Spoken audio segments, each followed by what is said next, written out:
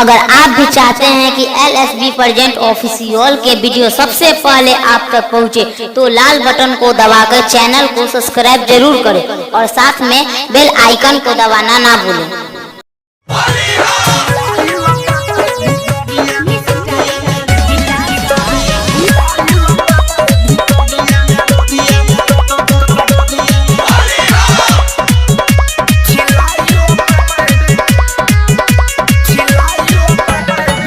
होली में जवानी मोर कहरता बे रंग कैसे